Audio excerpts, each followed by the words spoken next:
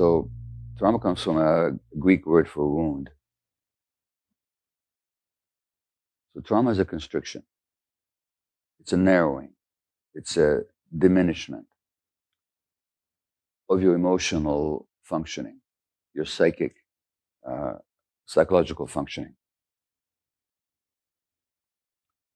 So what I'm saying about trauma is that trauma is not what happens to you.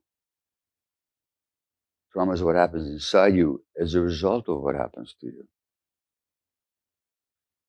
How many of you had the experience that you had a strong gut feeling about something and you ignored it and you were sorry afterwards? Sorry that you ignored it. Just raise your hand if you've had that experience. Okay? Most people here. Now, that's what I mean. That's the first sign of trauma, or the first impact of trauma, is a separation from yourself. Because your gut feelings are the strongest guide for what you need in the world. They're essential. How long would you survive out there in nature if you ignored your gut feelings? You wouldn't. You'd be dead. That's how important gut feelings are. What makes us disconnect from our gut feelings so that they're actually even there telling you and you ignore it? Well, you've been disconnected from yourself. That's the first impact of trauma, is a disconnection from the self. The second impact of trauma is you disconnect from other people.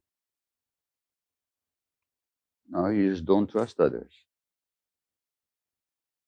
You just don't trust others. And you feel very much isolated and on your own. So addiction is a very lonely kind of thing. Even if you use addiction to connect with other people, you're using it because you feel isolated. So there's a disconnection from other people, a mistrust, and isolation. That's the second impact of trauma. The third impact of trauma is your view of the world. So how do you see the world? What kind of world do you live in? So how I see the world, that's the world I live in. So if I see the world as hostile and dangerous and untrustworthy, I'm going to have a very different life than if I see the world as basically a good place where there's suffering and there's joy. It's complex, but fundamentally, I belong here. I live in a very different world if I believe that than if I'm convinced that it's a hostile, dangerous world. So trauma distorts your view of the world in a negative way. Number 4, trauma gives you pain. It gives you a wound that there might be some scar tissue over it, but the wound is never healed actually. So there's pain there. And then that's pain that you need to escape from. So it imposes a lifelong pain. When I say lifelong, I mean until you deal with it. That's the 4th impact of trauma. The 5th impact of trauma is actually on brain development. What trauma actually affects how our brains develop. Children have no self-regulation. So if you're stressed as an adult, if you're mature enough, you can regulate yourself. You can take a few breaths. You can calm yourself down. You can say, okay, slow down. Let me think about this. Let me deal with this. An infant can't do that. Infant's got no self-regulation whatsoever. So the infant's brain requires the mature function of the adult's brain to regulate itself. But what if the adult's brain is not functioning maturely because that adult themselves never got the right conditions for the healthy development? Now you have an immature adult's brain regulating or trying to regulate an immature infant's brain. So that self-regulation never develops. Number 6 is that trauma gives you a shame-based view of yourself.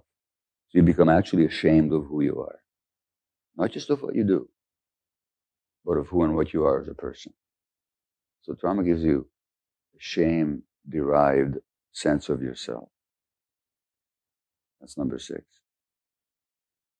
And the 7th impact of trauma is it makes it difficult for you to be in the present moment. It keeps you stuck in the past. So you react to the present, or you're thinking you're reacting to the present, but actually you're reacting to the past.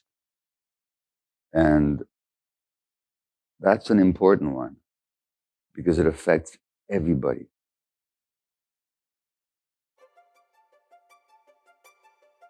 You may think you're here because somebody in the family's got a problem and you're here to help them. What I'll be telling you throughout the day is that actually each one of us is here for ourselves.